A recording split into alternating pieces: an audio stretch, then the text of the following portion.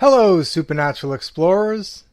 This episode, I share my personal experiences that I can remember of signs from the afterlife. I, I forget the title during the show a few times and call it other things like signs from the other side and whatnot, but you get the gist. I share my personal experiences, including audible voices I've heard. This all in memory of my Nonni, as you'll hear. So, I really hope you enjoy the show.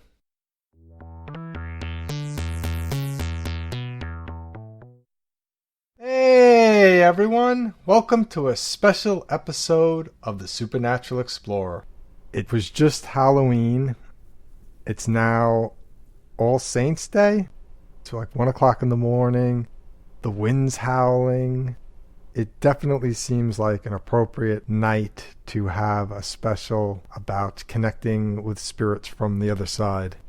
Part of the reason for this show is my grandmother, who was 100 years old, died today.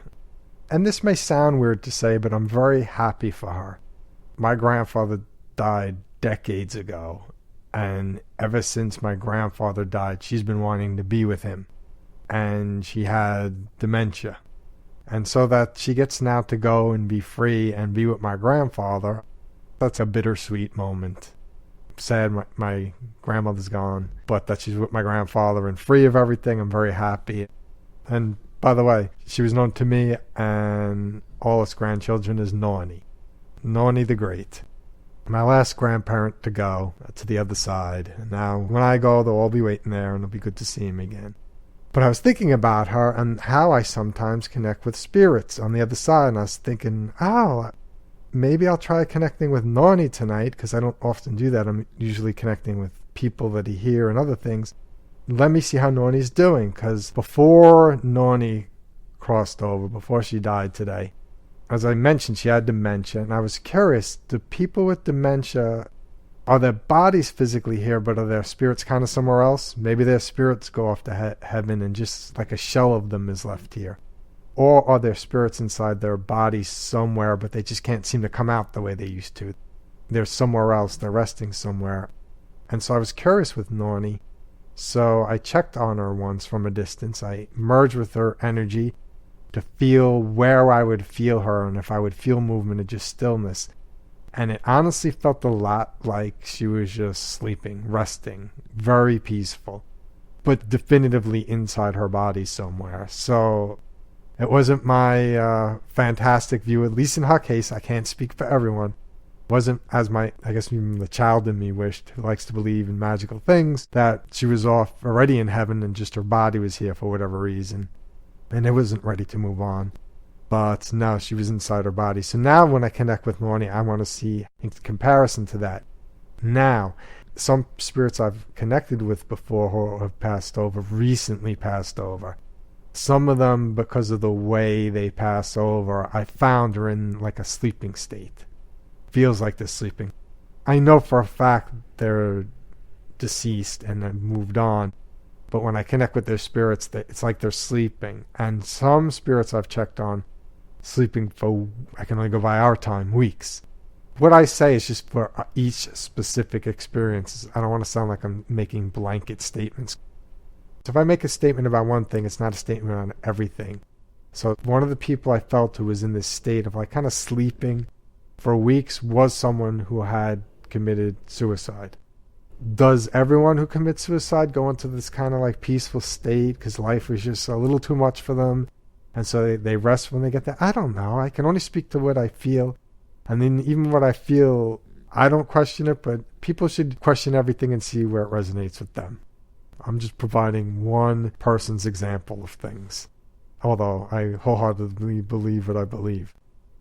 So Nonni gave me the idea for the show, and I wanted to talk about signs from the afterlife. My personal signs from the afterlife that I've had, including one related to Nonni and her crossing over. And then we're going to try and connect with Nonni and see where she's at. And if she is in a sleepy state, which, you know what, I don't know how to make a bet with an audience, but let's just say I would bet, and if someone comes up with a fun bet idea, I'll consider it for another bet. I'm going to bet that she's not in a sleepy state, that I feel her active and doing something and an active spirit. Because she just rested for all those years. I don't know how many years she had dementia. And even before that, how many years she just slept a lot and rested a lot. So she doesn't have to rest. She rested in this life. Someone who's having a rough time and is under a lot of stress to the point where they're like, you know what, I'm just checking out. I can't take this anymore. They might be jarred up on the other side and in need of a rest then, because everything was just too much for them. They want to rest. Where someone who just rested because they had dementia and all they've done is rest, I imagine they hit the other side running. Yeah, that's my theory. That's my working theory. So my bet is we're gonna catch Nonni at it, if we can even connect with her. This isn't a lot of what I practice, but I've done it before with pretty good result. And I'll get to that. I have 2 good stories with audibles, meaning I heard something as if someone was in the room. I don't have any photo or audio as of yet. So one of the first experiences that popped into my mind, my wife, Jen, pointed out to me, wasn't my experience per se, but with her during her experience. So but I was there, so I'll tell it and you'll see why I'm telling it as if it happened to me. When we moved to Connecticut and we were newly into our relationship, and so I was getting to know Jen and her life and all about her and her friends and everything. One of her friends, who she would talk about, is a friend Deneen, who we used to call Nonni. And Nonni became was always fond to Jen, but became so fond to us as a couple. We used to talk about her all the time, like she was there and she was present. And during this time, we were on joining a bowling league, and we had to get bowling shoes because we figured we never on a bowling league. This is probably the first time we're going to do it and the last time we're going to do it. Let's just get bowling shoes that we really love and make a great experience of it. And so my wife Jen, and something with Nonni and my wife and me and purple, like purple was the thing. Something with Nonni and my wife and purple was a big thing. And now purple's one of my favorite colors too. That probably influenced me, just figuring that out. Anyway, my wife's getting these purple bowling shoes, ordering them, and the whole time Nini's present and that we're talking about her like she's there, and look, we're getting these shoes and everything. And it took weeks for the shoes to come in. The shoes finally come in. We go to the bowling alley on an off day. There's maybe 6 people in the bowling alley practicing. One set of women was like 2 lanes over from us, maybe even 3 lanes over from us, so not right next to us. And we're bowling, and my wife's got a new purple bowling shoes on. It's happy, and she said she got this overwhelming sense of sensation of like compassion towards these 2 women that were bowling 2 or 3 lanes to the left of us, where her heart and her compassion made her look at these women with compassion. And so she finds herself looking at these women with compassion. A feeling redirected what she was doing, and she fully felt it, acknowledged it. And then she looked up at their names, and one of the women's names was Nonni. Now, as my friend Devlin will say, that's some coincidence. But to us, that was Nonni saying hi. She was involved in the whole shoe thing the whole time. We talked about her all the time. We felt like she was there all the time. So that was just affirmation. Yeah, Nonni, yeah, she's here. Like, we were so happy. So you can see how it was my experience too. If Jen listens, maybe she'll see how it was kind of my experience too. Yes, I didn't feel the overwhelming feeling of compassion and look at the 2 women, but I was there while the whole thing was happening. So very cool experience. Signs from the afterlife for sure. And then I'll tell you another one. I have an aunt and uncle who passed away an hour on the other side. Living the high life? What do we want to call it? How do I want to think about it? There's terms out there, but do I buy these terms? What term have I settled on? I don't like dead. Dead is, I know it's not true. Dead, your body is not functioning anymore. You're probably more alive than you've ever been, in my opinion, and based on my experiences. So the next thing that happens is my aunt and uncle are now on the other side. They've crossed over. They're living in heaven. My uncle went a few years before my aunt. My aunt went a few years later, and this is months after. I'm meditating in this spot by a river that I really loved with these one tree that split off into 7 trees. I felt like the place was absolutely magical. And I felt like this was definitely before, right around the time I got my distance gifts. Meditating, enjoying the ducks, chilling. And all of a sudden, my aunt and uncle come into my mind. I feel as if the spirits are coming to me, in front of me. I don't see anything. This is all feeling. Everything with me is feeling, energy, emotion. But it's like I feel them there, as if they're there. And I feel like it's my aunt leading my uncle, and they're just coming by to say hi quick because they're on the way to somewhere else. And my aunt's like super excited, and she's dragging my uncle places. Like that kind of thing. And I was like, hi, great seeing you. To me, 100% that it happened, not that I was just wishful thinking. I don't just think of someone and go into a personal fantasy about what I think is happening. I don't do that kind of thing. I feel an energy and I'm like, wow, this is what this feels like. And it felt like them. I got to say, people, if you could close your eyes and feel the energy of a person, you'd say like, yeah, that's Jimmy. Yeah, that's Stephanie. You'd know people, you'd know their energy. And that's why if you believe in psychics, when psychics connect with people, like, this guy's a real practical joker, they can feel that. Some of them, I guess, can see it. So just look at the details of it.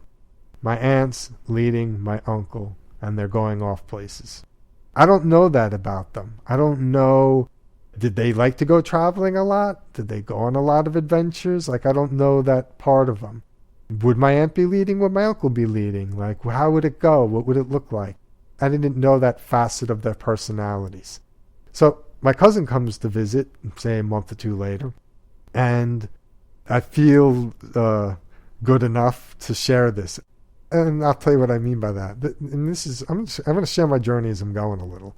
Because this is real, and I think this is real for anybody who starts to get into the supernatural and look for people to talk about it and bounce stuff off of. You want to feel comfortable. The older you get, the more you want to be with people who just understand you or get you or at least give you the space to express yourself at the very least. If you know my cousin Billy at all, that's all he gives off, like a safe space. Great guy. So I shared the story. It was his parents, and he said, that would figure. Mom would be leading Dad like that. I didn't know that about them. So for me, I 100% thought the experience happened when it happened. And then he said a confirming detail. So I was like, yeah, done, sold. That was definitely them visiting me. And then something really trippy happened a few days after with him and my dad went golfing. And it was very clear that his dad, my dad's brother, was around. These things happened, and they were even saying things like, see? And the golf cart was number 3, and his number was 3, and like stuff like that.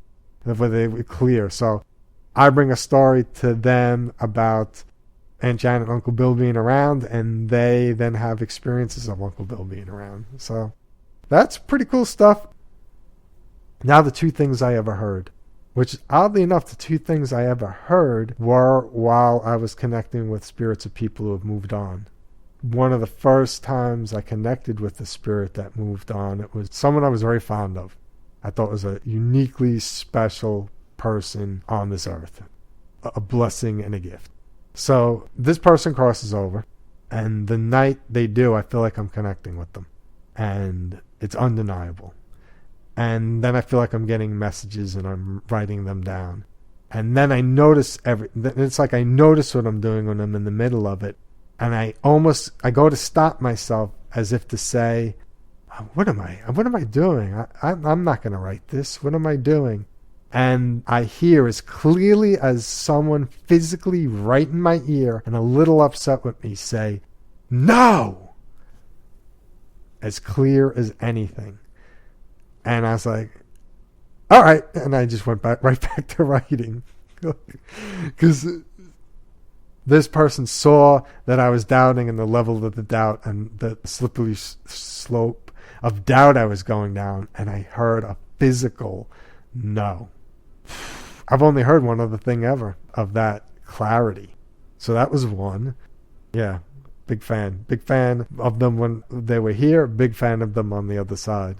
Very powerful, beautiful spirit. Then Now I'm practicing these kinds of things more.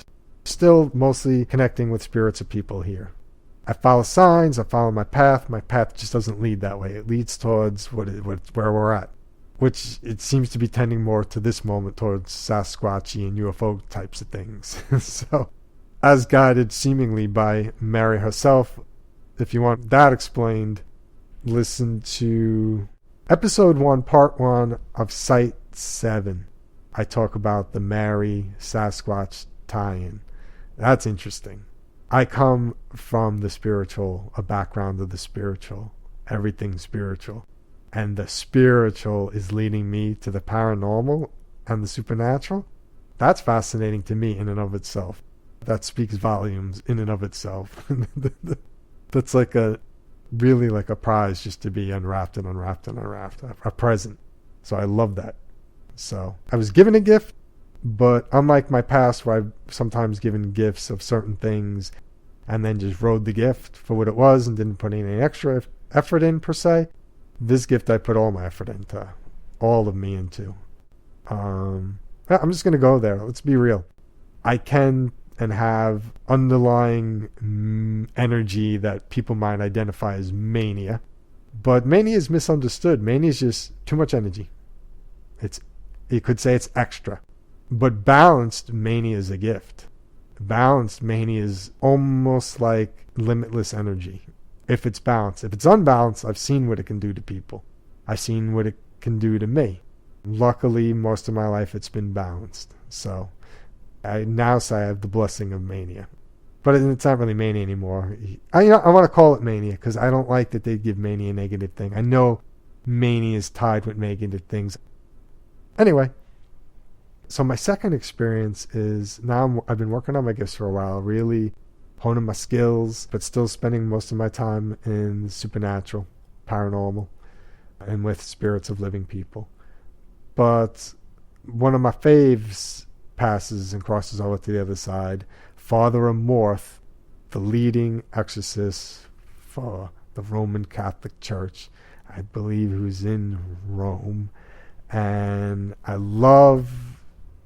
he seemed like a real guy who was a priest versus someone acting like a priest, whatever I mean by that. He was the real deal Holyfield, in my opinion, based on what I saw about him. And I liked even in his book he wrote about exorcisms, he says that the top 2 exorcists were lay people, giving a nod to the power of the spirit over the power of the priest. I like that, because everyone's got the spirit in them, or whatever you want to call it. Everyone's got it, equally accessible to all, without a doubt. So, love this guy. He's crossed over. I remember thinking of him one night, and I'm like, I'm going to connect with him. And I felt like I felt them. And I got so excited that my mind started to wander. Now, for me to connect with anything, my mind has to be still. I've said it before. My mind has to be still, and my energy has to be still. Otherwise, how do I know what's me and what's not me if I'm pulling myself all over the place? So I'm very practiced at it. Father Amorth connection got me a little excited. My mind started to wander. Not like starstruck excited. I've met famous people before. I can meet a person and see a person for being a person. Neutral, equal. I don't go crazy like that. But I did get excited because like, wow, I'm connecting with the spirit of someone who is deceased, and it's Father Amorth. So that level of excitement. A normal, reasonable level of excitement. But enough that I got a little chatty in my brain, like, oh my God, Father Amorth, this is so cool. And I heard as clearly as when I heard the no, I heard, basta. And basta to me, B-A-S-T-A, is Italian for cut it out, quit it. Which confirmed to me I was connected to him. Because I perceived him, and only people who know him will know. I only saw him in the documentary The Devil and Father Amorth by the exorcism guy. It's the only time I ever saw Father Amorth. And to me, he just came off as a real guy who could be a little light, but also be a little serious. Like, he had a nice balance of being a real person and being a priest. I thought he was great. So, he would be nice and cool, but if I was being a little whatever, he would be Basta! Like, cut it out. And I hope someone someday says, I know Father Moth. He would say that. So that would confirm something. So that signs from the other side. That's a horrible theme. If I come up with a better one, I'll insert it. I gotta say though, look, it's 1:32 in the morning. I should be in bed. I just drove to New York.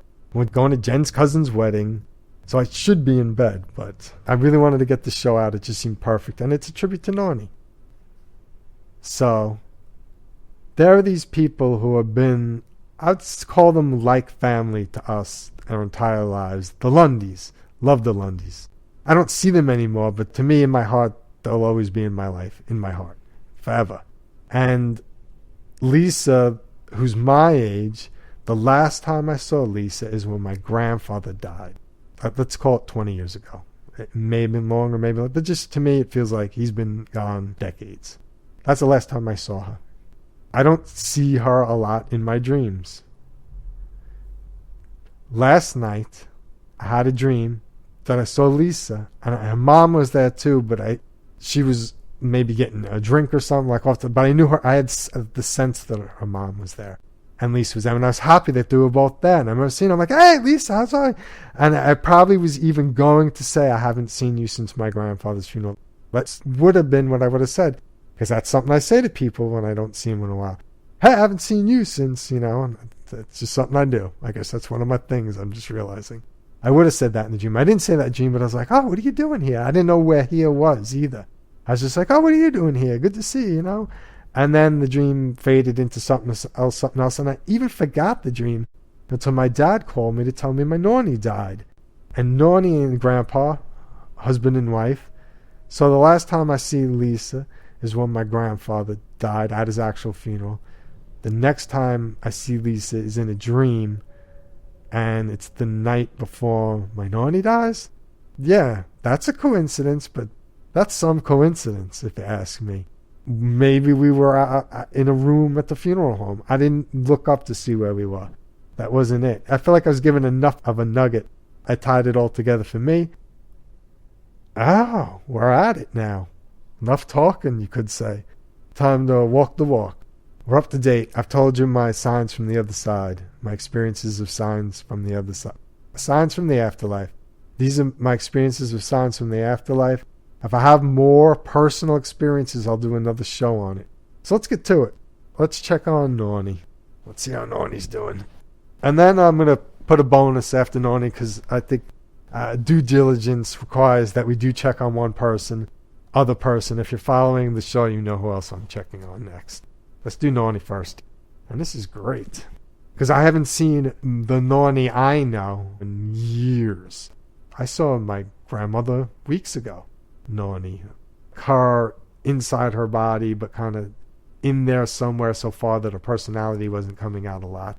But two ways she still came out, even from within there, the last time I saw her. One, she stuck her tongue at me, which I love that she has that side of her, like that. I love that she did that. And two, she would always ask me, ever since she moved out of her home into places that had parking spots, which say was the last 15 years of her life, just say, she'd always ask, where's your car?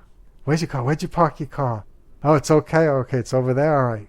So I know Nonni recognized me the last time I saw her, because she wasn't even really talking, but she talked enough to say, hey, where's your car? If you know anyone with dementia, when they give you one of those little prizes where they let you know, like, I know who you are. I recognize you. Where'd you park your car? Like, that's a gift. That's a before I go to the other side gift. So I've seen glimpses of Nonni, but I haven't seen full-on Nonni. So let's see if we can see full-on Nonni. If we don't find her awake and at it today, if she's in a restful state, we'll definitely come and visit her another time, because I want you to meet my Nonni. So let me shut my mouth. Now it may take me a while to get into a meditative state. All right. I'm going to give Mary props. I was like, someone just grabbed my energy and straightened it out a lot faster than I thought it was going to be straightened out. I gave myself a minute, 2 minutes. I'm excited about the show. I'm excited I'm going to be connecting spiritually with Nonni. I gave myself, based on previous experiences, 2 minutes to settle. Something came in and grabbed me and straightened me right out. I'm not saying for a fact it's Mary, but Mara grabbed me and straightened me out a few weeks ago in similar fashion. So I'm giving her credit. So let me take this and ride this, and let's go see Nonni. I know I'm in the zone. Alright, Nonni's cool. Alright, I'll tell you exactly what's going on, and it makes sense to me. She feels... This is just the image I'm getting. Imagine someone goes for a stress test, and they think it's ridiculous they go for a stress test. Yeah, my doctor wants me to go for a stress test. And there's like a guy who jokes around and laughs all the time. And he goes for a stress test, and the whole time he's on the treadmill, he's like laughing. Like, this is so ridiculous. But the stress test is showing that he does have some stuff he's got to work on. He does, so he's a little thrown off. He's joking about it, but he's a little thrown off by it. I feel like Nonni's energy feels like that. Like, she's a little overwhelmed by what's happening. So she's slightly thrown off balance, but it's a happy thrown off balance. Like, oh, I'm here, I made it. And I'll tell you why that makes sense to me. For all the years Nonni went to church, I think she wanted to believe in heaven, but I don't think she believed them. I think she wanted to be with my grandfather and felt like that was something, but I don't think for some reason she equated that with heaven. Because I would talk to her about heaven, and she never gave me this sense or said the words like, yeah, I know there's heaven, I'm going there. It was always with questioning, leaning towards disbelief. So that she's in heaven, and again, I knew it. She's not sleeping. She's up. She feels slightly amped, but slightly off balance. I don't want to say freaked out, because it's like freaked out in a good way. Like, if you always wanted to believe in the Loch Ness Monster, but weren't sure, but wanted to believe, and then maybe even let it go for a couple of years where you forgot about it, and then you found yourself in Scotland, and you found yourself at the Loch Ness, and even before you thought of it, you saw it just for a second, and you were the only one who saw it, and then it disappeared, and you even half questioned that you saw it for a second or anything, you'd let that half question go, and the excitement you'd feel like, I always knew it was real, I always wanted to believe it was real. That kind of excitement. Nonni's got that kind of feeling like, this is real? Like, oh. So she's got to, instead of resting when she gets there, she's got to chill, ease into that. If they let her out of the gates now, she's going to be a little extra. She's going to be a little amped up. I got to tell you a related psychic story. Shout out to my Aunt Linda. I hope she's listening. I know she goes to psychics, so she might be open to this kind of stuff. I think what a blessing. Me, my brother, and my sister got together with my cousins, who Nonni is all our Nonnies, and my Aunt Linda, Nonni's her mom. We all got together this past weekend for something good, just because we wanted to get together because we haven't seen each other in years. I'm so glad we did that, because then the next time we would have been getting together is because of Nonni, and those things are nice. Everybody always comments on how sad it is when people come together for that. Like, we're glad we're together, but we're together for this. So I think it's a gift. I'd like to think if Nonni had a choice, she held on even for that to happen and waited to go. Like, she psychically knew, let them get together for fun first. Let them have that. And then they can get together, having just gotten together for fun, and get together again and celebrate me. So that's pretty cool. That's a sidebar. But anyway, related Signs from the Other Side story. I'm going to throw my Aunt Linda's story in. This is not my own story. The joke always used to be, the joke was based on my aunt going to a psychic. Like, Nonni always wanted, as I said, Nonni always wanted to be with Grandpa. And the joke was Grandpa wasn't ready for her. He's like, no, stay down there a little longer. I'm good. You can come up in a few years. And my aunt even went to a psychic once, and the psychic said, your grandfather's not ready for her. So this is the running joke. Everybody knows this. So now my Aunt Linda's going to see a psychic. And on the way there, she's, I think, thinking in her head to my grandfather, when are you going to take Mom already? Come on, because maybe 15 years has gone by and all Nonni wants is to be with Grandpa. When are you going to take him already? She shows up the psychic, and the psychic says to her, let me just start by telling you, your father's here, and he says, stop asking him when he's going to take your mother. Bim, bam, boom. That's a closing, fun signs from the afterlife. And now the bonus. Our surprise guest, Patrick. We got to check on Patrick. Patrick from Pandemonium. We've given him the pet name, the loving name, the in memory name of Patrick, because who wants to be called the guy buried outside the cemetery? Let's give him a name. A name said with good intentions, I believe, is always welcome. So, calling him Patrick. I started a memorial for him at the Pioneer Cemetery in Pandemonium. Give Patrick some love. Help balance him out. If you're going there anyway and you're just curious, just draw a little prayer up for Patrick. Sadie's golden. Say hi to Sadie. You know. But yeah, I think prayers are always welcome. Sadie to me sounds like she'd rather more just hang, be playful, and say hi. So let's check on Patrick.